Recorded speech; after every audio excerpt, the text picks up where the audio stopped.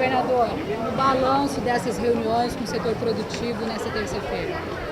Um balanço positivo, né? Nós reunimos com a avicultura, suinocultura, Federação de Agricultura, agora com a ProSoja, que mostra o incremento da área plantada aqui no Mato Grosso do Sul e lógico, as demandas, né? O OCB, setor de cooperativas, tem algumas demandas e muitas delas que já foram resolvidas nesses últimos anos. Nós tivemos um incremento de produtividade, a área plantada cresceu, atendemos através dos programas como o Precoce, o PROAP, os segmentos produtivos e agora existe expansão em alguns segmentos.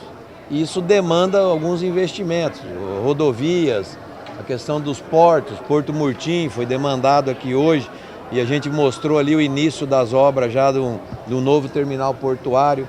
E tudo isso fez com que a gente discutisse um panorama, tiveram aqui as instituições bancárias também, as cooperativas de crédito, o Banco do Brasil, que disponibiliza os recursos dos fundos constitucionais, principalmente para investimentos importantes, a demanda crescente que tem para a área de armazenagem e feito um panorama. O Jonathan, que é o presidente da Crisul, acompanhou isso desde o começo, mas eu posso dizer um balanço extremamente positivo.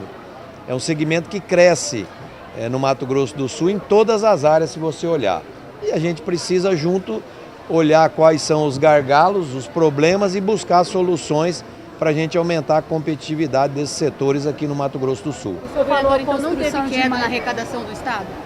Não, a produtividade, né?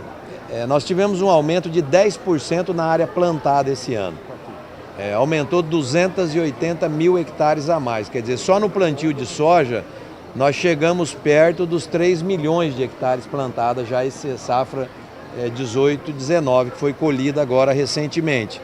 Milho, nós tivemos um incremento na milho da safrinha, a segunda safra, de quase 160 mil hectares. Então, o aumento da área plantada acabou cobrindo um pouco o problema da intempérie climática. Nós tivemos, em algumas regiões, queda de produtividade, mas acabou parte disso sendo compensada pelo aumento da área plantada e aumento de produtividade em algumas regiões. Isso é bom, porque mostra muitas vezes um mapa de ampliação de plantio, não só localizado em uma região. Então você acaba superando aí os problemas climáticos e suprindo aí isso que você falou da queda, a possibilidade de queda da produtividade, queda da produção e consequentemente, queda das receitas estaduais. Então acho que teve um equilíbrio muito pelo aumento dessa área plantada em todas as regiões do Mato Grosso do Sul. O senhor falou construção de mais um porto. Esse porto será em Porto Murtinho, para exportar para a Argentina. Como é que está o andamento desse porto? Eu não sei se vocês acompanharam, no final do ano passado nós publicamos um decreto que estimula a atividade portuária em Porto Murtinho e Corumbá e Ladário, que são os portos no Rio Paraguai.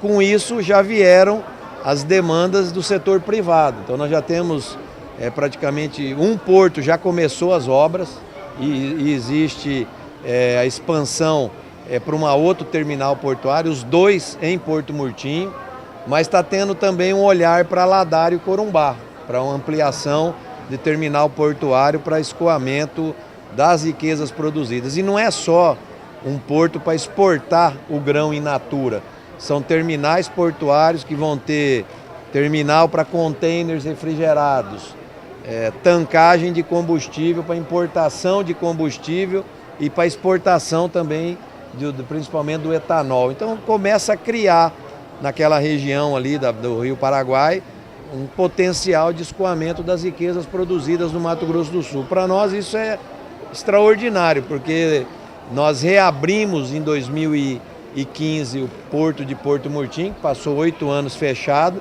e agora a gente já vê uma expansão do escoamento das riquezas, principalmente daquela região. Isso é competitividade. Tem previsão para quando esse porto vai ficar pronto? Esse terminal já tem contratos firmados para fevereiro do ano que vem para exportar 500 mil toneladas de soja.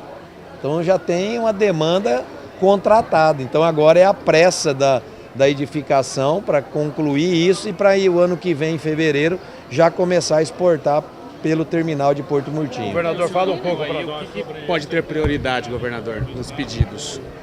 O que pode ter prioridade nessa reunião que o senhor teve aí? O senhor tem alguma prioridade nesses pedidos que o senhor ouviu? Nós temos a prioridade, né? Nós discutimos com o setor da suinocultura, que nós avançamos no regramento com um programa de incentivo. Setor de avicultura, vocês vivenciaram o ano passado um momento difícil no setor de aves.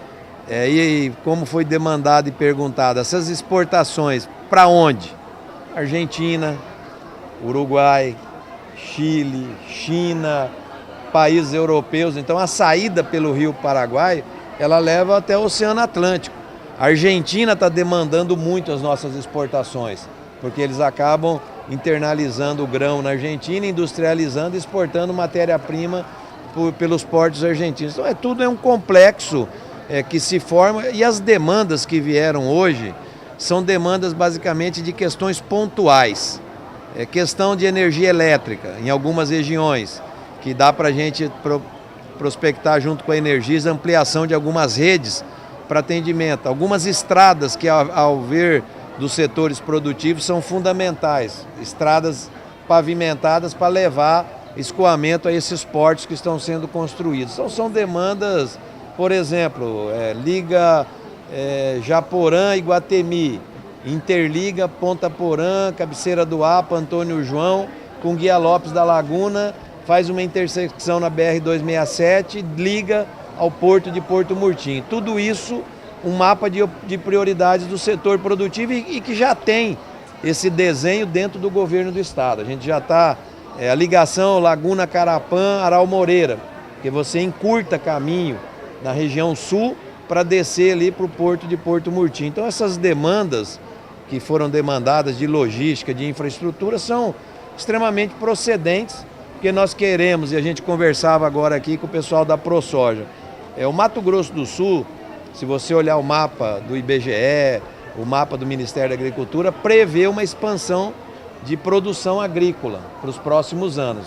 Setor de grãos, setor de eucalipto e própria ampliação da cana-de-açúcar. Então, são demandas que demandam infraestrutura, ponte de concreto. Nós tivemos demanda de algumas regiões pedindo para a gente ajudar os municípios em realizar pontes de concreto em algumas estradas municipais, que não são aquelas de responsabilidade do governo, mas que a gente olha isso com atenção, porque isso vai dando competitividade a esse setor produtivo. E eu acho que a tendência do Mato Grosso do Sul para os próximos 10 anos, a gente pode dizer aí que nós vamos ter mais de 1 milhão e meio de hectares que vão sair, muitas vezes, da pecuária, das pastagens degradadas, e que vão ser inseridas no segmento produtivo.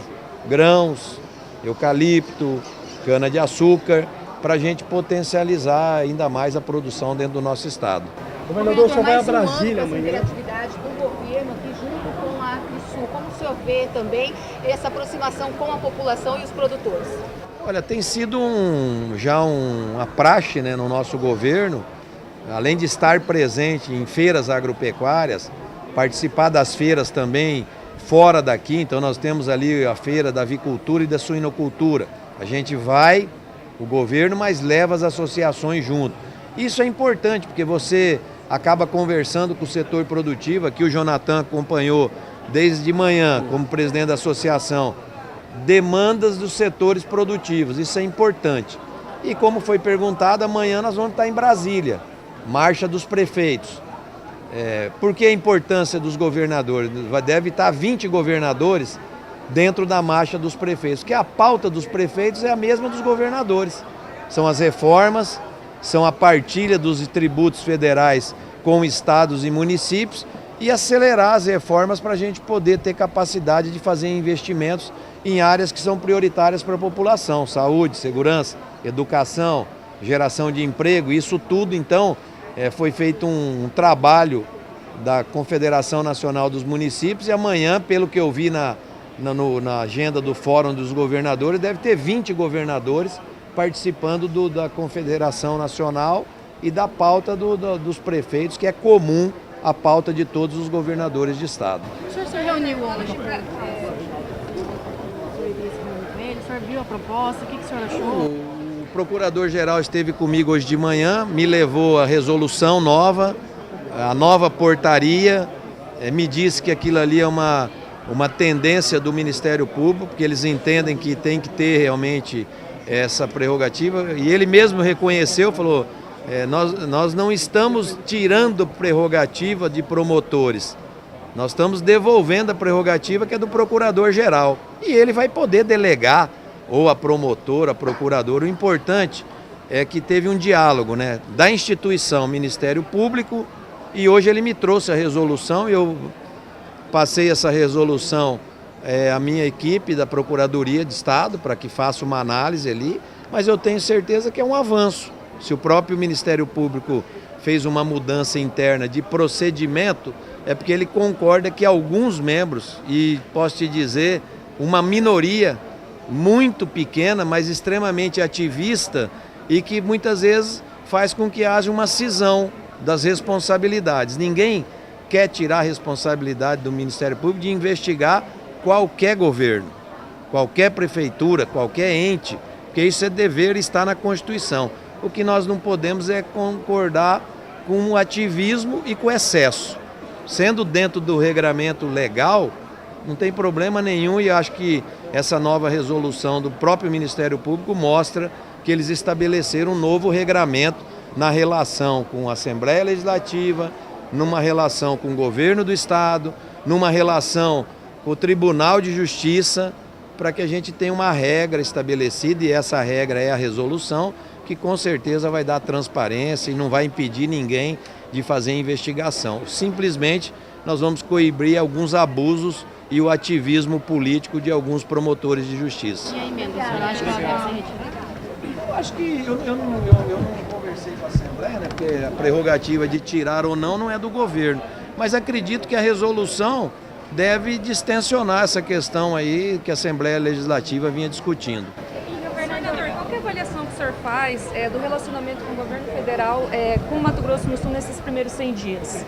Eu faço um panorama extremamente positivo. Nós temos um bom diálogo com o governo federal, nós temos 2 ministros de Estado que fazem parte ali, nós tivemos visitas e fomos recebidos em Brasília por praticamente toda a equipe do presidente, e nós sabemos que em 100 dias não dá para fazer tantas coisas como espera às vezes a população, mas eu não tenho dúvida que muitas coisas positivas estão bem encaminhadas com o governo federal e que serão extremamente benéficas a Mato Grosso do Sul.